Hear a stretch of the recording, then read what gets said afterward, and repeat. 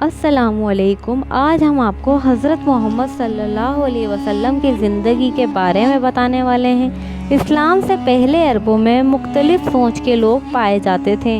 ان کو دو گٹوں میں بانٹا جا سکتا ہے۔ ایک منکر جو اللہ ہی کا انکار کرتے تھے اور کہتے تھے کہ ہماری اس زندگی کے بعد کوئی اور زندگی نہیں ہے، ہم تو صرف اس زندگی میں ہی کھائیں گے، پیئیں گے اور پھر مر جائیں گے، نہ ہمیں دوبارہ اٹھایا جائے گا اور نہ ہم سے ہمارے کاموں کا بدلہ لیا جائے گا۔ دوسرا دل مذہبی لوگوں کا تھا۔ یہ بھی دو حصوں میں بٹا ہوا تھا۔ ایک ان کا جو توحید پر یقین کرتے تھے، جن کو حنفیہ کہا جاتا تھا، لیکن یہ صرف چند لوگ تھے۔ دوسرا حصہ ان کا تھا جو مورتی پوجا کرتے تھے۔ ان کا یقین تھا کہ فرشتے اور باپ دادا کی روحیں خدا کے قریب طاقتیں ہیں، ان کی عبادت سے اللہ کو خوش کیا جا سکتا ہے۔ اسی لیے انہوں نے ان کی مورتیاں بنا رکھی تھیں، جن کے آگے وہ سر جھکاتے تھے اور ان سے اپنی ضرورت کی چیزیں مانگا کرتے تھے، اور یقین رکھتے تھے کہ یہ مورتیاں اللہ کے پاس ہماری سفارش کرے گی۔ ان مورتیوں میں مشہور مورتیاں ہبل، ود، سوا، یغوث، یعوق، نصر، عزا، لات اور منات کی تھی۔ اسی طرح ابراہیم اور مریم علیہ السلام کی مورتیاں بھی بنا رکھی تھی، بلکہ ان کو تو کعبے میں رکھا ہوا تھا۔ ایسی حالت میں محمد صلی اللہ علیہ وسلم کو اللہ نے نبی بنا کر بھیجا، تاکہ لوگوں کو مورتی پوجا چھوڑ کر ایک اللہ کی عبادت کی دعوت دے اور کافروں کو سچے دین کا راستہ دکھائے۔ محمد صلی اللہ علیہ وسلم کی زندگی کو ہم دو حصوں میں تقسیم کر سکتے ہیں۔ پہلا حصہ آپ صلی اللہ علیہ وسلم کی پیدائش سے شروع ہوتا ہے اور نبوت ملنے تک، یعنی 40 سال کی عمر تک پھیلا ہوا ہے۔ دوسرا حصہ آپ صلی اللہ علیہ وسلم کی نبوت کے بعد 40 سال کی عمر سے شروع ہوتا ہے اور آپ کے انتقال پر ختم ہوتا ہے۔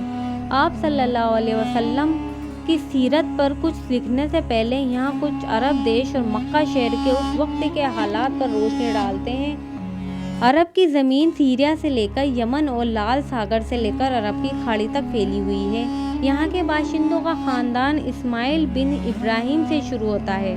اس طرح محمد صلی اللہ علیہ وسلم اسماعیل علیہ السلام کی اولاد سے تھے۔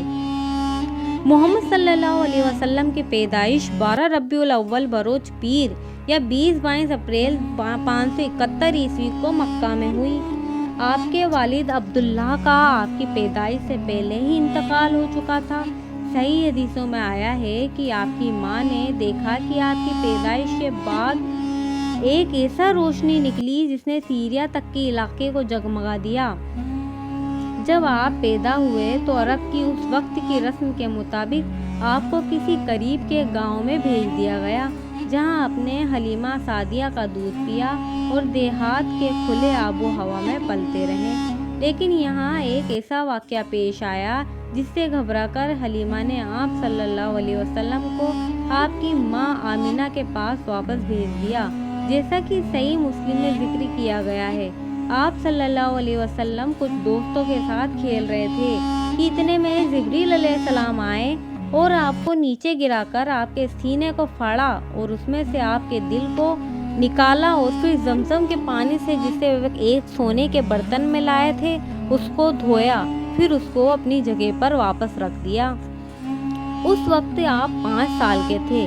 اس عجوبے کا مطلب ہے کہ اللہ نے آپ کے دل سے ہر طرح کے غلط خیالات، شرک وغیرہ کو نکال دیا اور ایک طرح سے آپ کو مستقبل میں دی جانے والی نبوت کے لیے تیار کیا جانے لگا۔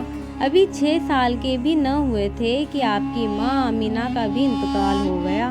اب آپ ایک یتیم کی زندگی گزارنے لگے، مگر آپ کے دادا عبد المطلب نے اب آپ کے پالنے کی ذمہ داری لے لی۔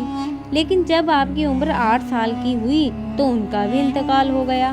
انہوں نے اپنے ایک دوسرے بیٹے ابو طالب کو آپ کا سرپرست بنایا۔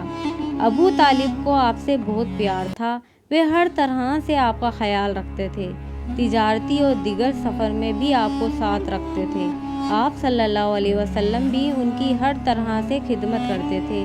صحیح بخاری اور صحیح مسلم کہ آپ مکہ والوں کی بکریاں چرایا کرتے تھے۔ اس سے ثابت ہوتا ہے کہ ابو طالب کی معاشی حالت کچھ اچھی نہیں تھی، اس لیے آپ صلی اللہ علیہ وسلم بکریاں چرا کر ان کی مدد کرتے تھے۔ ابھی آپ 25 سال کے ایک جوان تھے کہ آپ کا چرچا پورے قریش میں پھیل گیا کہ آپ بڑے سچے اور اچھے اخلاق کے آدمی ہیں۔ قریش ہی کی ایک معزز عورت خدیجہ سے آپ صلی اللہ علیہ وسلم کی شادی ہو گئی۔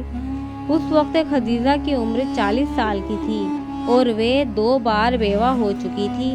شادی کے بعد آپ خدیجہ کے گھر میں رہنے لگے، جو مروہ پہاڑ سے تھوڑے فاصلے پر تھا۔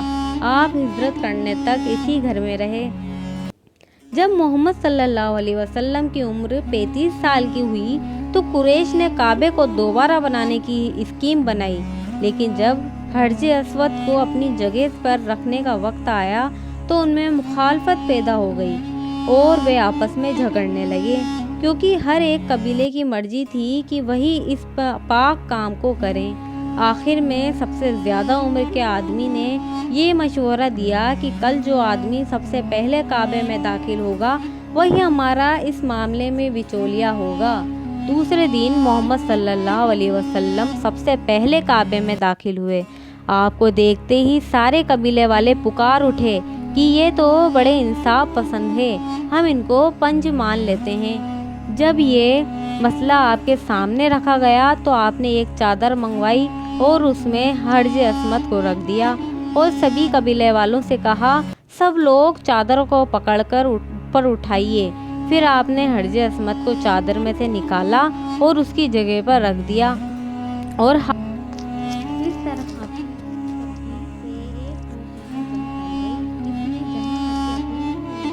ملتا ہے ثابت ہو جاتی ہے کہ آپ نبوت سے پہلے ہی اپنے 40 سال کے ہونے والے تھے کہ آپ کو ایسے خواب دکھائی دینے لگے جو جلد ہی سچ ثابت ہو جاتے۔ اس طرح آپ کو بتایا جا رہا تھا کہ آپ پر وہ اترنے والی ہے۔ اب آپ کو جب بھی موقع ملتا آپ ہیرا نام کے پہاڑ پر چلے جاتے اور اللہ کے ذکر میں لگ جاتے۔ زیادہ تر تنہا رہتے اور تنہائی میں اللہ اور اس کی بنائی ہوئی دنیا پر سوچتے رہتے۔ جب آپ اپنی قوم کو دیکھتے جو مورتی پوجا میں لگی ہوئی تھی تو آپ کو بڑا دکھ ہوتا۔ آپ چاہتے تھے کہ لوگ شرک اور مورتی پوجا چھوڑ کر ایک اللہ کی عبادت کریں جس نے ان کو اور ساری دنیا کو بنایا ہے۔ اس لیے آپ کو جب بھی موقع ملتا ہیرا نام کے پہاڑ کی ایک گفا میں چلے جاتے اور اللہ کے ذکر اور عبادت میں لگ جاتے۔ یہ تھا حضور صلی اللہ علیہ وسلم کی زندگی کا ایک حصہ، پہلا حصہ۔ اب آپ ہماری اگلی ویڈیو میں سنیں گے حضرت محمد صلی اللہ علیہ وسلم کی زندگی کا دوسرا حصہ۔ السلام علیکم۔